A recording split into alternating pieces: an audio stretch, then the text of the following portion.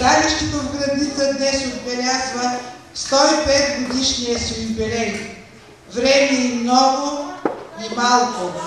Да споделят празника днес са дошли градичани, представители на Севлиевската община и много общественици. Давам думата за слово на председателя на читалището село Градица, госпожа Радка Василева. Уважаеми дами и господа, скъпи гости! Историческото развитие на България след освобождението, наред с икономическия напредък, се открояват културни и обществени прояви, чиято трибуна са народните читалища. Българското читалище го няма никъде по света. Той е могло да се роди само на българска земя и да се превърне в светилище на българския дух. Искрата за създаване на културно средище Градица е запалена в далечната 1908 година от ентусиасти, които свикват събрание, на което вземат решение за учредяване на читалище. Дават му името на поета-революционер Христо Ботев. Основатели са Васил Поп Николов, Стефан Николов, Христо Боевски и Тодор Мюфтиев. Преди 105 години читалището отваря врати и променя живота на хората. 105 години няколко поколения будни жители на селото с отдаденост и себе отрицание поддържат и обогатяват завещаното културно наследство. Читалището преминало през много трудности и перипетии, прекъсвало дейността си и пак се възраждало. Носило различни имена – Христо Ботев, Зора, Изгрев, а в края на 30-те години на миналия век подават името на първия български възрожденец Паисий Хилендарски, чието име читалището носи и до днес. Разнообразна е просветителската и културна дейност през годините. Първата самодейна група е от ученици от основното училище, които под ръководството на учителите коледуват, а събраните средства дават за водоснабдяване. Първият духов оркестър е основан през 1926 година и просъществувал 4 години. През 1930 година бил сформиран нов духов оркестър, в състава на който влизат Марин Боров, Игнат Пенев, Пътю Катев, Иван Станчев, Ванчо Минков, Васил Драгнев, Никял Покоев, Иван Дянков и Васил Цочев. Ръководител е учителят по пеене и музика от Севлиевското педагогическо училище Йонко Хаджи Йонков. През 1925 година е построен училищния салон, който става и театрален салон на читалището, където се играят при небивали интерес много пиеси. На размери начала театралната постановка се играят на сцените на околните села. Ролята на читалището нараства още повече в средата на миналия век. Поставено е началото на певческа самодейност. Първите самодейки са учителите от основното училище – Цъпка Добрева, Стоянка Маринова, Атанаска Костова, Атанаска Добрева, Ганка Маркова и други. Магията на киното навлиза в живота на градничани през 1946 година. Първите оператори са Тодор Пинушев, Михо Боевски и Петър Стефанов. Те обслужват още 6 села. През 1965 година цветният филм навлиза и в нашето село. Оператори са Бочо Пенков и Кърчо Василев. Училищният салон вече е тесен да побира засилващия си интерес на градничани към културните прояви. Взема се решение да се строи нов читалищен дом. Той се строи в продължение на 10 години и е открит през 1971 година. Той е разположен на площ от 1700 квадратни метра. В него се помещава салон с 500 места, 5 гримьорни, малък салон, библиотека, помощно помещение. Книжният фонд в библиотеката наброява над 13 000 тома. Преди 2 години читалището спечели проект на фундация Бил и Мелинда Гейтс по програмата Глобални библиотеки и се здоби с 5 компютърна и мултимедийна техника. По този начин много деца и млади хора ежедневно посещават библиотеката. За изминалата 2012 година посещенията са 4057, което може само да ни радва. Разнообрази се и работата на читалището, като се използват техническите новости. През последните няколко години читалището е получавало не само морална, но и финансова помощ. Ето имената на някои от дарителите. Иван Колев, Христо Стойнов, Хелега Нектаров, Хант Иванов, Евдуан Озунов, Марин Белов, Видима Идеал.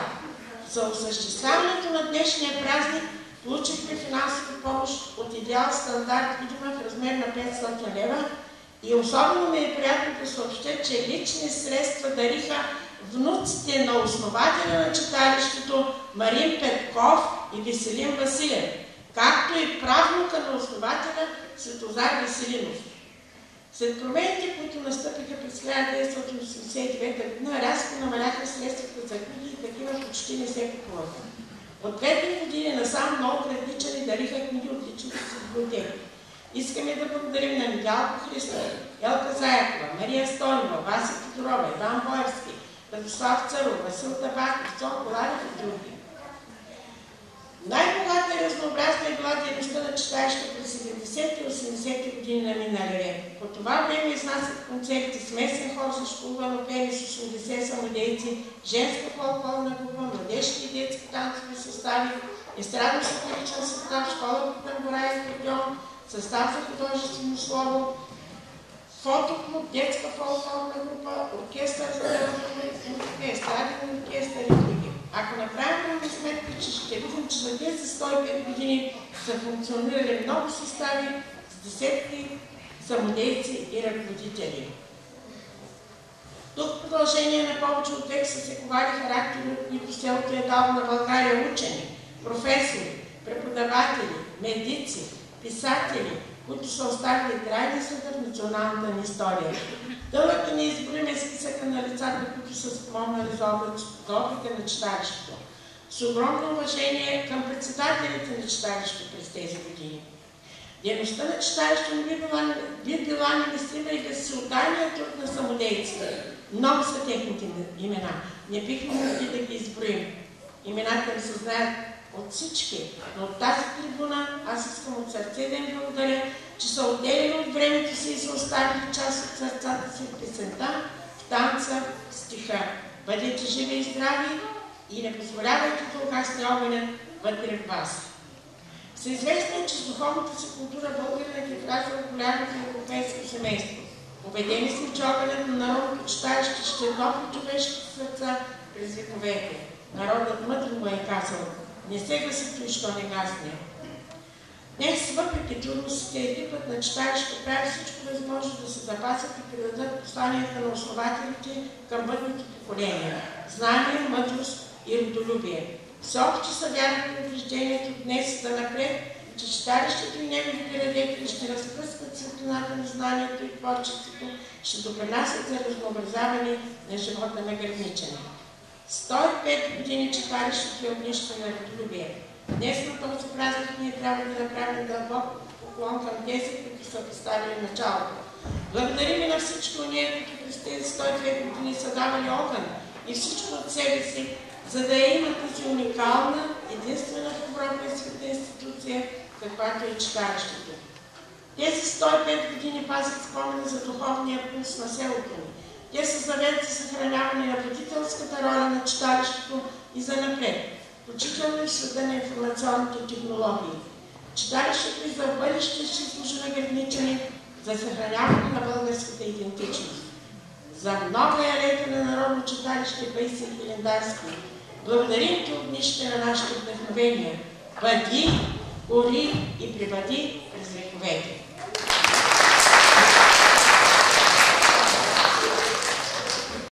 Програмата ще започне с изпълнението на Лусияна Лалева, с песента на Невена Цонева "Все така". След нея започва програмата на фолклорна формация Веселина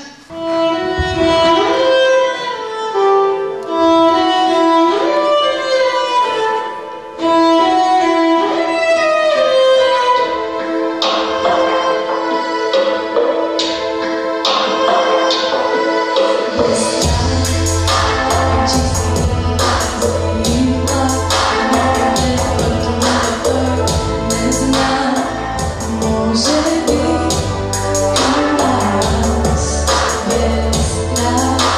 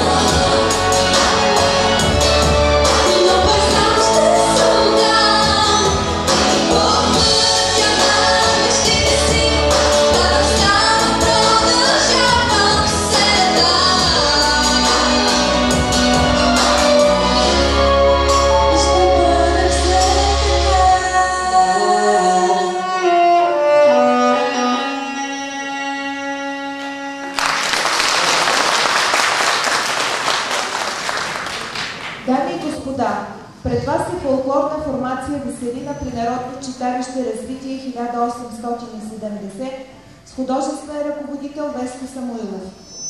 За нас е удоволствие да празнуваме заедно юбилея на вашето читалище, което навършва 105 години от основаването си. Затова и първото ни изпълнение ще е поздрав за организаторите на това тържество, хората от кметството и читалището.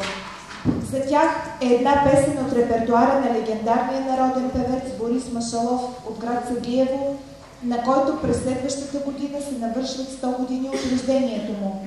Засвирили са Дойне.